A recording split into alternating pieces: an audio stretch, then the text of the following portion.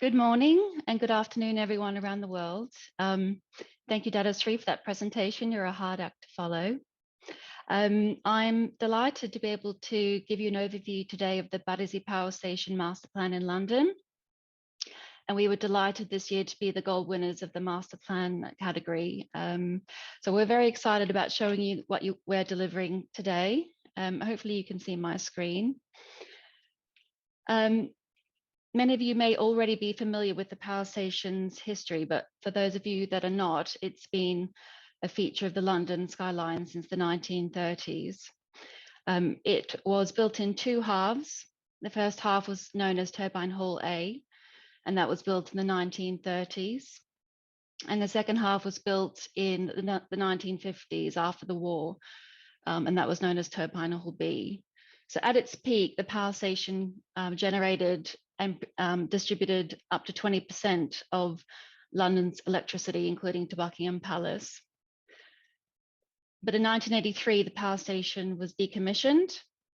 And then for many years after that, it sat derelict on the river, with many developers having tried and failed to develop it. But due to the size and complexity, it was not an easy task.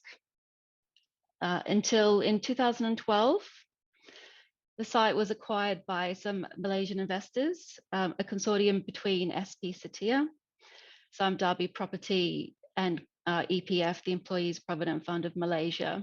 So together, these three developers, backed by PNB, were able to deliver something special. So what the vision is for this master plan is that it will be a new town centre for London. It's a 42-acre site on the River Thames in the middle of London's central activity zone. It will be a mixed-use site, roughly 50-50 between residential and commercial, and it has a £9 billion development GDV. It will deliver 18 acres of open space for London as well as its own new tube station or subway underground station as well, connecting the site to the centre of London. So this is the master plan vision. It's 8 phases, which includes an affordable housing phase as well. And all of the phases are wrapped around the beautiful Grade 2 star listed power station building, which sits at the very heart. The very first phase, which we've delivered, was delivered in 2017, and it's called Circus West Village. Circus West Village has 865 apartments, 25,000 square feet of offices, 23 retail food and beverage shops, and a beautiful 11,000 square foot residence gym and spa. So at Circus West Village, we like to say that there really is something for everyone, whether it's eating in one of the local restaurants or using the leisure facilities, or perhaps living in one of the beautiful riverfronting apartments, or going to the local theatre or cinema. So it really is a place that, as Satir would say, we like to live, learn, work, and play at. One of the key aspects of Circus West Village and why it's been such a success is the sense of place and community, which we've been trying to create there. And the key element of that is the placemaking. And we have a whole team in-house which is dedicated to curating events and creating that soul of the place, which really brings people down. And that might be the open air cinema or theatre, or having a street party or food festivals and things like that, which people really love to come and experience, even if they don't live here. So moving on to what we sometimes call the jewel in the crown, which is the power station building itself, which, as I said, is a listed building. And it is going to be a mixed use building, so a blend of private residential apartments, office space, as well as retail, food and beverage, and a 2,000 person events venue. I would say, having been on the project for over a decade, that the power station is a labor of love. We started with the picture that you saw at the beginning with almost nothing in the middle. And since then, it's been many years of painstaking refurbishment, regeneration, as well as entirely new construction. And I've put some statistics up there which shows that we've replaced all the 4 chimneys, the original chimneys, with exact like-for-like replicas. We've ordered millions of bricks to be put into the power station. And in addition, I would say that the scale has been amazing. And one statistic which always sticks with me is the amount of steel work, which apparently is 3 times the amount of steel that was used to construct the Eiffel Tower was put inside the internal part of the power station. So that gives you a sense of the scale of the project. As I mentioned before, it was built in 2 halves. So this shows you a section of the building. Turbine Hall A, built in the 1930s, which really has that Art Deco feel, and I'll show you a photo of that later. And then the Turbine Hall B, built in the 1950s. And here we're trying to show you the mix of uses, whether it's the residential on the wings and the top of the power station, the retail along the 2 lower floors, the event space in the middle, and the offices, which will be the home to Apple's new London campus. We were delighted in May this year when we handed over the first part of the power station, which was residential, known as Switch House West. And there are 98 apartments in that section, and we have over half of those apartments already occupied with people living here. And what we tried to do here is stay true to the industrial heritage of the power station, so deliver something that was very high quality, but also kept that industrial heritage alive. And I've shown you there some photos of some of those apartments, which has the Art Deco features, the herringbone floors, the exposed brickwork, and the Art Deco coming out.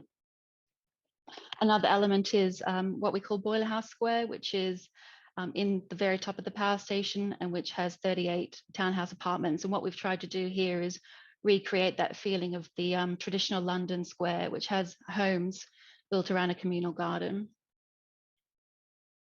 As I said, the power station is also home to some offices, so the home of Apple's new London campus, and also some service offices as well. So there will be 5,000 people working in this building going forward.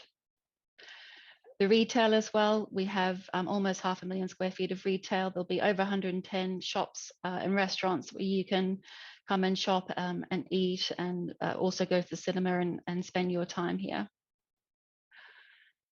This is just showing you the progress that we've made. The view on the left is what we were dealing with when we started, and the shot on the right is the current state of Turbine Hall A. So I hope you can agree that we've made some great progress there, but also kept true to that original design of the power station. This is a CGI of what it will look like when it's completely finished. And this is a shot of the Turbine Hall B. So you can see the difference here between the 2 eras of architecture, with the 1950s architecture being much more modern and perfunctory, but still you can see the progress made in developing that as well, with a similar image of what it will look like. Moving on from phase 2 to phase 3, which is also in live construction at the moment. This phase is called Electric Boulevard. And one of the special features of this phase is the architecture. So the shareholders brought together 2 what we call star architects, Frank Gehry, who you may be aware of, and also Sir Norman Foster. So together they've created another new phase of the master plan, with more apartments, a new retail high street, another 200,000 square feet of offices, a new boutique art hotel, and also a new underground station. As I said, the beauty of this phase is really the architecture. So whether it's the swoop and hook of the Hook, which is the hotel, the contrast between the modern architecture of Gehry and the historic architecture of Sir Giles Gilbert Scott with the power station, or the undulating waves of the Gehry building. People who come to this phase really fall in love with the unique nature of those buildings and that architecture. As I said, we have the hotel. This is some CGIs of what that hotel will look like. So rooftop pool, signature bar and restaurant in the Hook of the Foster building at the north. The key element which underpins the entire Battersea Power Station master plan is the infrastructure that the shareholders have delivered in partnership with Transport for London. Without this infrastructure, the master plan viability would not work. To create the density that we've created and the new town centre, we need the infrastructure. So we were delighted when in September this year with TfL, we opened the first extension to the London Underground network this century, which was an extension to the Northern Line in London. And that's an image there of the new station. If you're familiar with London, it connects at Kennington and continues into Battersea Power Station, and it's a new Zone 1 station. A little bit of delay there, but hopefully you saw that. Here's some images here of the party which celebrated the opening of the station, and since then it's been amazing actually to see the local community use the station. Very popular all day, so that's really created another sense of buzz at the site, and some shots there. Just finishing now, as I said at the beginning, it's a 42-acre master plan. We have delivered, or are just about to finish delivering, the 3 live phases. We will be opening the power station and Electric Boulevard to the public next year. So we look forward to welcoming everyone down. But looking forward in the future, we have 4 more phases to be delivered. And what I've shown you there is a CGI of the potential of what those phases have. We're lucky enough to have a flexible master plan, so we can look forward and anticipate what London might like us to deliver there, and deliver something which really fits in with the keeping of the surrounding areas and also what the market is requiring. I'm going to finish on a video as well. I think this is a 1-minute video, just giving you a taster of the retail that's coming forward and the exciting new brands that are joining the power station shortly. So I'll finish on that, and thank you very much for your time.